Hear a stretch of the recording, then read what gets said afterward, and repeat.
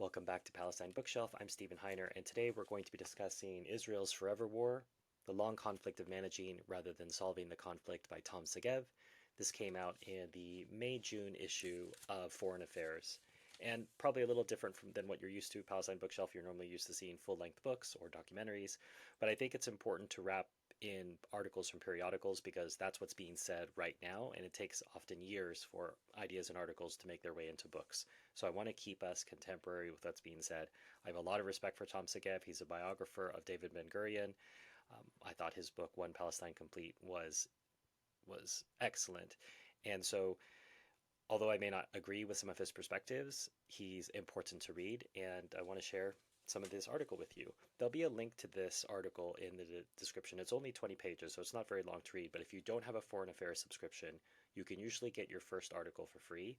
If you've managed to get an article for free from Foreign Affairs before, just use a different email address, but there should be no difficulty in you getting this article if you'd like to read it yourself. So let's start with the first two paragraphs of the article. To Israelis, October the 7th, 2023 is the worst day in their country's 75-year history.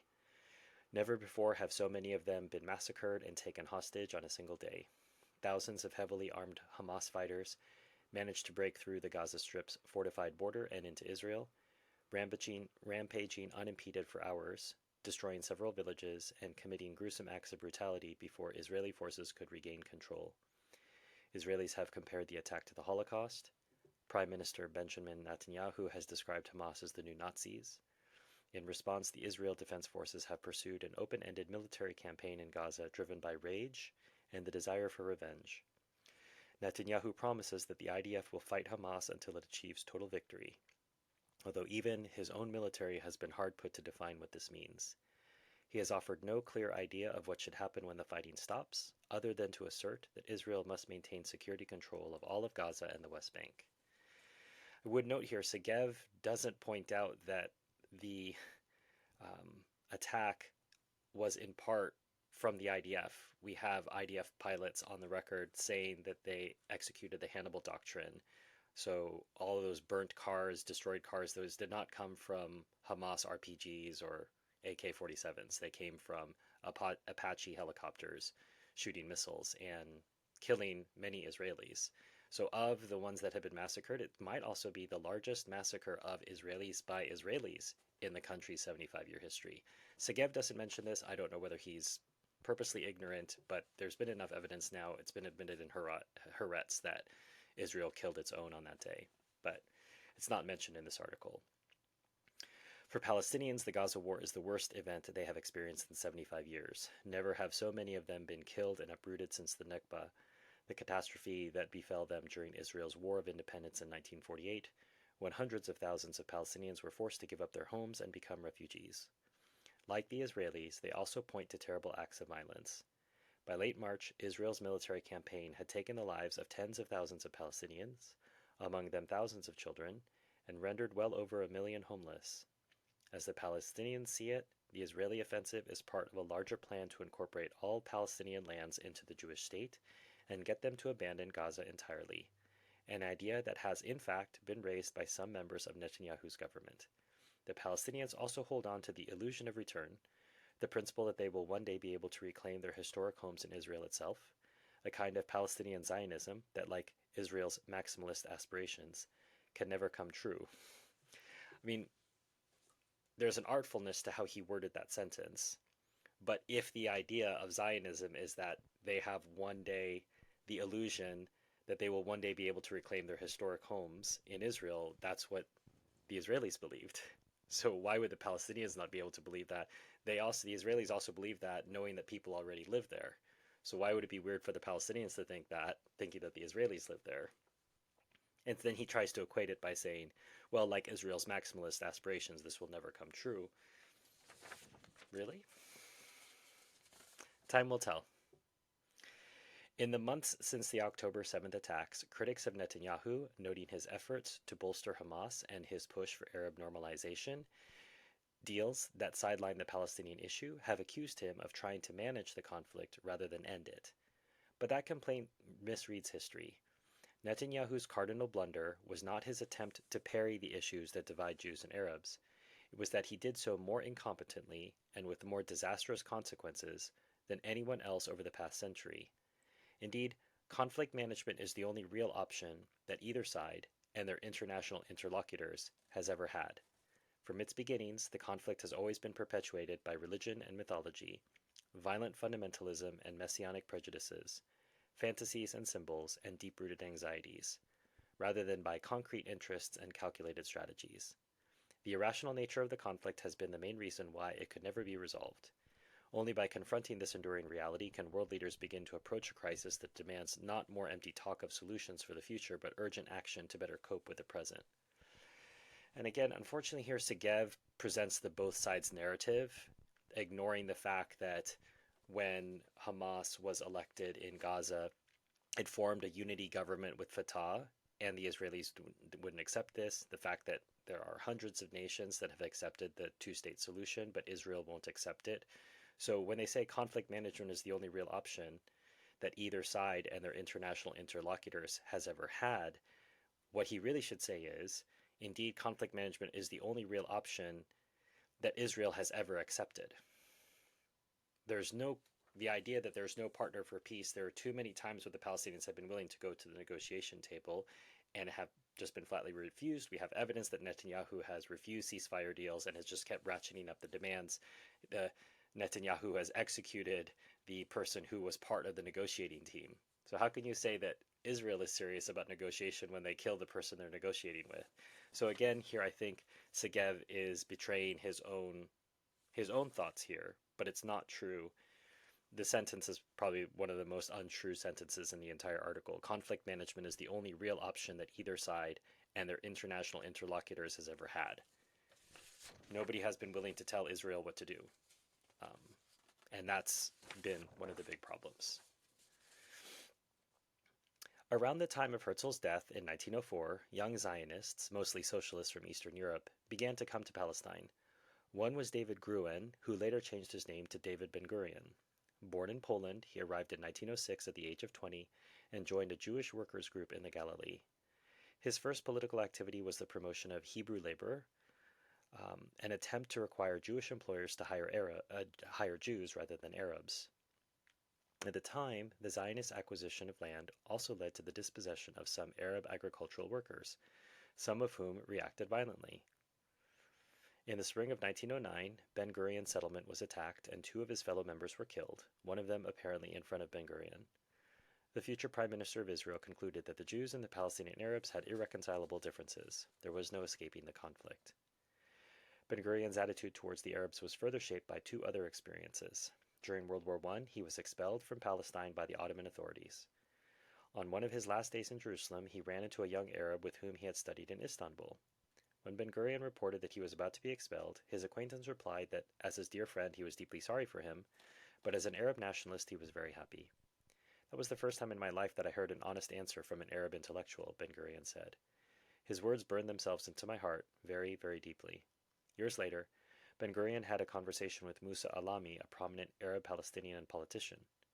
Ben-Gurion promised as usual that the Zionists would develop Palestine for all its inhabitants. According to Ben-Gurion, Alami replied that he would rather leave the land poor and desolate for another century, if need be, until the Arabs could develop it themselves. The way that the context of that is that the Arabs wanted to do it themselves, not that they wanted to keep their country poor. They were simply rejecting the economic argument. The Zionists thought that was a winning argument. Hey, we're going to build more land for everybody. And the Arabs said, we don't want your help. It was not a question of wanting to stay poor, but of not wanting your help. And not just from the Zionists. Maybe they wouldn't have taken it from anyone else, but they definitely didn't want it from the Zionists. And that's a choice that has to be respected. Ben-Gurion often dismissed the easy solutions that he attributed to some of his colleagues, such as the notion that Jews could be encouraged to learn Arabic, or even that Jews and Arabs could live together in one state. They were refusing to acknowledge the facts. Ben-Gurion's own concept of the Jewish future in Palestine was based simply on acquiring as much land as possible, if not necessarily the entire territory, and populating it with as many Jews and as few Arabs as possible. His views about the conflict remained unchanged to the end of his life and continuously informed his efforts to manage it. And that's why he was originally opposed to taking originally opposed. I think he still remained opposed, as we'll read later on, to taking the West Bank and Gaza. Although the Jewish state it envisioned was small, amounting to 17% of British Mandate Palestine, Ben-Gurion supported the plan. Notably, Arab inhabitants of the area designated for the Jewish state were to be transferred to the Arab state, a provision that he described in his diary as a forced transfer, drawing a thick line under the words. So this is regarding, was this the Peel plan?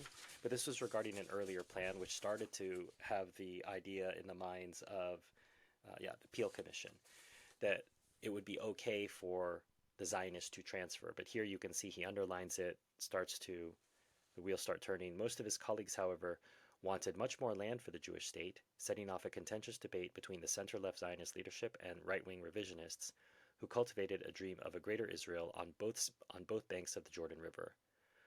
Although they stood to gain control of about 75% of the land, the Arabs rejected the idea of a Jewish state in principle, and the British withdrew the plan. Here again was the abyss between Jews and Arabs that Ben-Gurion had identified years earlier, and that would become even deeper after the Holocaust and the War of 1948. And once again, if I had read this article a year ago, I would have thought, oh, this is quite reasonable. But listen to the wording. Arabs stood to gain control of about 75% of the land. They already had control. They didn't need permission from a colonial power which didn't have a legal mandate. There's still an open question which this article doesn't address, and which I can't address outside of this article right now. But the idea that the UN has legal and moral authority to partition Palestine or to rule Palestine is dubious, especially when we see that Palestine's case was different from all the other mandates around. So the idea that the Arabs stood to gain control of about 75% of land, they had control of 100% of the land. The question was accommodating the Jews, accommodating the Zionists. Again, Segev misses this, maybe purposely, maybe that's just his perspective. In November 1947, the UN General Assembly recommended the partition of Palestine, this time in a division that would give each side broadly equitable areas of land, even more unfair. With the old city of Jerusalem under international control, the Arabs rejected the plan, in accordance with their traditional objection to Jewish statehood in Palestine. The Zionists accepted partition, although Ben-Gurion accepted war and hoped that it would end with territory that was empty of Arabs. And instead of doing something about it, the UN just sat back and let a war happen after they had basically lit the match to the war. Now, fast forward to 1967, Ben-Gurion had opposed the attack on Egypt because he feared defeat, including the destruction of Israel's nuclear reactor in Dimona. After the war, he said that if he had to choose between a smaller state of Israel with peace or the newly expanded boundaries without peace, he would choose the first option. But even he could not contain his emotions when Israeli forces entered the Arab-controlled areas of Jerusalem at the beginning of the war. Shortly afterward, he demanded that the wall of the old city immediately be torn down to ensure that Jerusalem remained, quote, united forever. Taking Arab Jerusalem was a fatal decision, for neither the Israelis nor the Palestinians were likely to agree to any compromise there. There were efforts to manage this flashpoint, but these arrangements often broke down, and the Eternal City has since remained the emotional core of insoluble conflict. The Israeli conquest of the West Bank sparked similar messianic passions, and within months, Israelis began to settle there. Only a few realized that in the long run, occupying the Palestinian territories would put Israel's Jewish majority and its shaky democracy in jeopardy. Just as there was no rational justification for the existential hysteria that had preceded the Six-Day War, there was no rational basis for the unbridled expansionism that took hold after it. And this is one of the most important and beautiful sentences in this entire essay. I'll say it again. There are two sentences. Only a few realized that in the long run, occupying the Palestinian territories would put Israel's Jewish majority and its shaky democracy in jeopardy. Just as there was no rational justification for the existential hysteria that had preceded the Six-Day War, there was no rational basis for the unbridled expansionism that took hold after it. Despite Israel's victory, the 1967 war simply reinforced the underlying tensions that had long driven the Arab-Israeli conflict. Arab countries reaffirmed their refusal to recognize the existence of Israel, the Palestinians' longing for their lost homeland intensified, every few years another war broke out, and each side did what it could to manage a situation that had no ready answers. There were plenty of ready answers. Egypt was able to make peace with Israel in 1979, mostly because Israel was not required to give up any part of Palestine. Under a similar logic, Jordan was able to follow suit in 1994. In reaching these agreements, both Arab countries abandoned the Palestinians in East Jerusalem, Gaza, and the West Bank, perpetuating the people's identity as the orphans of the Middle East. Like Ben-Gurion and other Israeli leaders, Netanyahu does not believe the conflict can be solved, but he has proved even less adept than his predecessors at managing it. In an attempt to divide and rule the Palestinians and prevent them from attaining independence, he accepted and then encouraged the Hamas takeover of Gaza. Later, he developed the illusion that peace with some Gulf Arab states in the 2020 Abraham Accords would weaken the Palestinian cause. Implicit in these moves was the idea that it would be possible to control Hamas by bribing its leaders. Israel thus allowed Qatar to deliver Hamas millions of dollars in cash packed in suitcases. The Israeli government also issued work permits for residents of Gaza on the premise that this economic arrangement would restrain Hamas. This kind of bribery reflects a long tradition of Israeli condescension towards the Arabs, a fundamental contempt for them and their national feelings. And yet Segev seems unaware that this was the same point that was made with Alami to Ben-Gurion all those years ago, that, oh, we're going to economically develop the area, and that's a winning argument, and that the Palestinians are not to be bought off. The common flaw in these international peace initiatives, so I think he's referring to the Abraham Accords here, the common flaw in these international peace initiatives is a failure to contend with the inability of the Israelis and the Palestinians to embrace a lasting solution. No. It's the failure of the Israelis to contemplate any solution at all. The Palestinians have, through Hamas and other initiatives, tried to go for a two-state solution. Israel will not accept this, will not accept it. Outside powers, including the United States, have never acted forcefully enough to stop the systematic violation of human rights in the Palestinian territories. But the primary reason the conflict endures is neither Israeli oppression of the Palestinians nor Palestinian terrorism, but rather the irrevocable commitment of both peoples to undivided land. I have to disagree with this idea. There are certainly elements of Israelis and Palestinians that have an irrevocable commitment to undivided land, but there is also a record, mostly on the Palestinian side, much less so on the Israeli side, of an attempt to try to do something. These absolute positions have increasingly become the essence of collective identities on each side, and any compromise is likely to be denounced by significant Israeli and Palestinian constituencies as a national and religious betrayal. And that's the question, does Israel have to be a Jewish state, or is it a place where Jews can live in peace? That's the question. If it's the latter, a place where Jews can live in peace, Israel certainly hasn't accomplished that. Israel is the most dangerous place for Jews in the entire world. Is it likely to get better or worse over time? Israel thinks that it can continue to do this forever and that things will get better over time. And I realize I feel like this quote came from this article, but maybe it came from somewhere else. Sometimes after you read a lot of content, you misattribute things. But the quote is, "The occupied territories were easy to swallow but difficult to digest." And I could say that for the Palestinians in general. It was easy for the Israelis to swallow the Palestinians, but it has proven very difficult to digest them. And remember, they don't even exist in the first place to many Zionists. So here's the final paragraph of the article.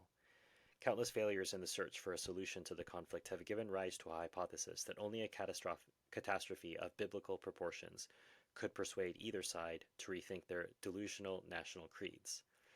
The unfolding events in Israel and Gaza may suggest that both sides have not yet suffered enough, but perhaps this hypothesis is not rooted in reality either.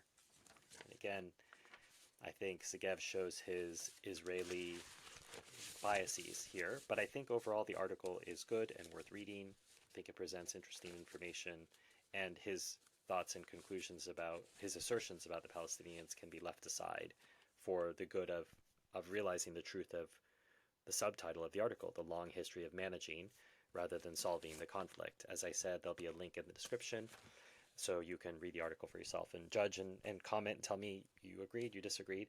One way you can support the channel is by hitting like, subscribe. I'll also put a link to Segev's other book. The review that I've done of it was actually in 3 parts. And you can also support the channel by sending money through PayPal or buy me a coffee. There's links in there. You could also support my work by going to Patreon and becoming a member there, and you'll get access to early videos like this one, and the opportunity to chat with me about what I'm learning, what I'm discovering, and how I'm selecting what I'm reviewing next. Reminder that always all the different contributions for Palestine Bookshelf, a portion of them go to the Palestine Children's Relief Fund, which helps Palestinian children who would not otherwise be able to get medical care get that medical care that they need. So you can learn more about them in the description below, contribute to them directly or indirectly by supporting our work here. And if you'd like to pick works for us to review in 2025, you can do so using my Amazon wish list below. Until next time, enjoy your reading.